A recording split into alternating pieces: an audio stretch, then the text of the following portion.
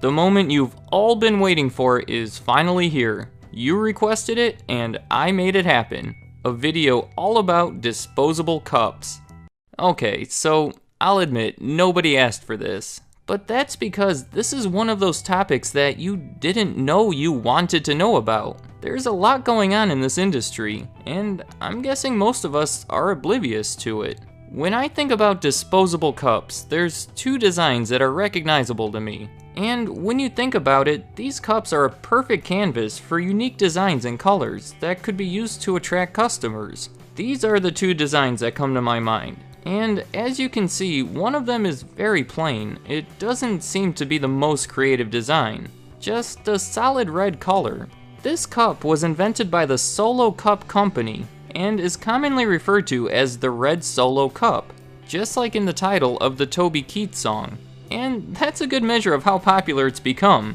If Toby Keith is making a song about a disposable cup, that's a pretty good indicator of success. The Red Solo Cup was designed in the 1970s and has since become a popular choice, if not the standard, for parties, specifically college parties. If I were to ask you to picture someone playing beer pong or flip cup, there's a good chance you're picturing them with red Solo cups. Whether it's a college party or a family gathering, you could expect to come across these cups. The same exact cup is also sold in blue, but the sales for the red one are far higher. And the question has to be asked, why red? I don't think anyone quite has that answer. It's been theorized that it's because it's a gender-neutral color, as opposed to the blue that could possibly be geared toward males. It's also theorized that it's because red is an aggressive color. Red represents energy, which is a good tone to set for a party. The blue one may give too much of a calm vibe and not fit the party setting. I'll admit, both of these explanations are a little weak, but buying cups for a party isn't something that generally gets heavy consideration. People just glance at the selection and grab the one that's more appealing. So maybe these subtle reasons are enough to influence someone's decision at that moment. The cup has been updated over time and is now offered with some neat features that have been well received, evidenced by the 48 out of 48 5-star reviews on their website. You can now get it with a square bottom that helps prevent spilling and grips on the side that make it easier to handle. There's even a Solo logo on it, in which the first O has the outline of one of their cups, so this cup has a picture of the original cup on it. There was initially concern over making any changes to the iconic design, and the concerns were understandable. When sales are being made based purely on the product's recognition, it might not be the smartest idea to change it. But these changes were subtle enough as to keep the same overall appearance. If you just glance at it, it looks the same, and that's how most people look at these cups anyway. Overall, Solo created a strong, practical, and simple disposable cup that the public took to. I'd say this is the most popular and recognizable disposable cup ever made. But coming in a close second is this one, commonly referred to as the Jazz design. It's probably second in my mind because it had a much shorter run. It's still around today, but it was much more prevalent in the 90s. And I'm sure you could have probably guessed that based on its appearance. The colors and the zigzag pattern make it look like something from that time period.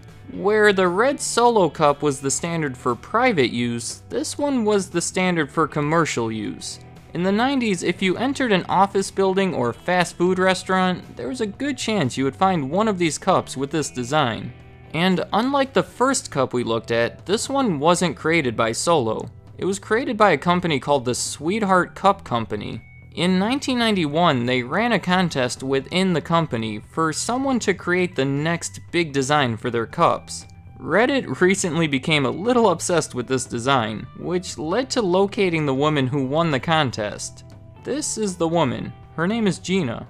She's the one responsible for the zigzags that came to represent the Sweetheart Cup Company. Now, here's where things get interesting. In 2004, the Solo Cup Company, who created this cup, bought the Sweetheart Cup Company, who created this cup, meaning they became the owners of both iconic designs. which seems like a good move for the people at Solo. They now owned one of their core competitors, which instantly expanded their production facilities, their customer base, all of it. It was a promising acquisition, but it actually turned out to be a huge mistake for multiple reasons. One of which is that the fantasy of combining the two companies seamlessly into one did not happen.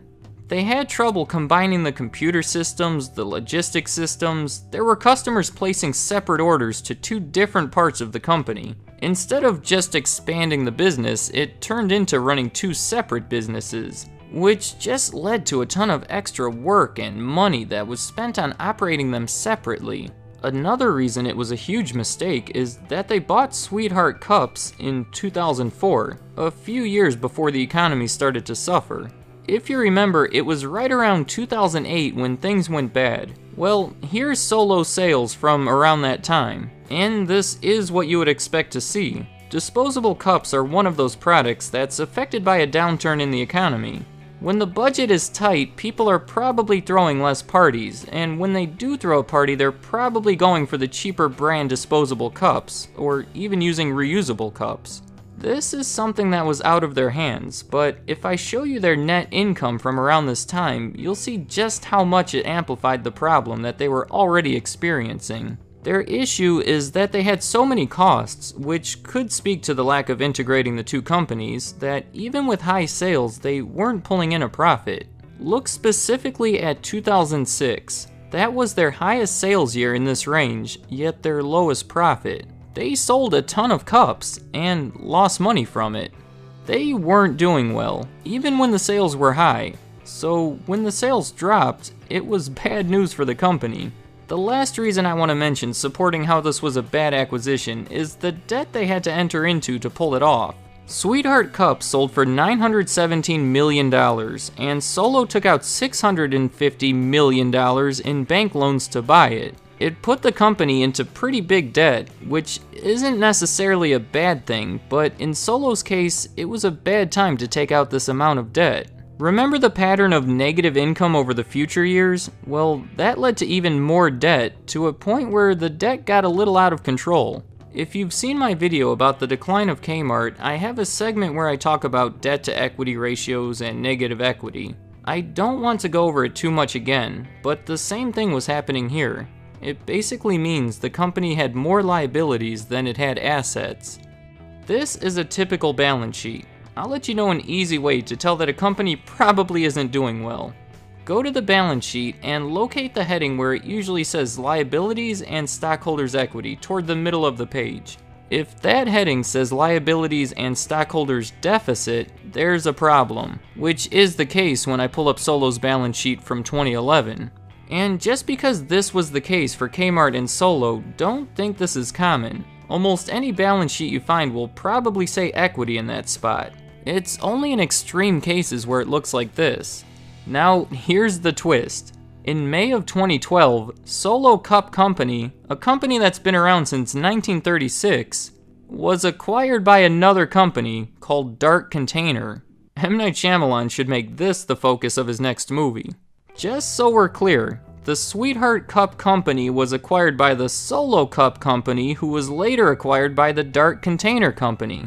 Dark Container was already pretty big in the styrofoam cup industry, and now they have it all. These two iconic cups are now owned by a company that you've probably never even heard of. In fact, most disposable cups and containers you encounter are produced by Dark Container. The acquisition was made over 5 years ago, and it's hard to say if they've been able to turn things around for Solo. Dark Container is a private company, and their finances are much less available, but it is promising. With many companies that fail, nobody wants them. Typically when they fail, the credibility of their name goes down with them, but that wasn't the case for Solo. I don't think many people were even aware of the problems the company was having, and perceived the cups the same way as they always have. And it wasn't a case of technology going out of date. All the problems were fixable by a company who had the proper resources, and Dark Container appears to have had the proper resources. So I'm not too worried about the red Solo Cup or Jazz design going away. As long as Dark Container is successful and the sales stay reasonable, these cups will continue to exist. I'm sure most of you didn't know they were in danger of going away anyway, but if you're like me, you're happy they're around. Let me know in the comments any thoughts you have about any of the topics discussed. Did the video turn out to be more interesting than you thought it would be? I know when you clicked on a video about disposable cups, your expectations were low, but the subject runs so much deeper than one might expect, and I felt it was an interesting story that deserved to be told. So if you have any thoughts on it, please leave them in the comments. I'd like to hear what you have to say. Thank you for watching.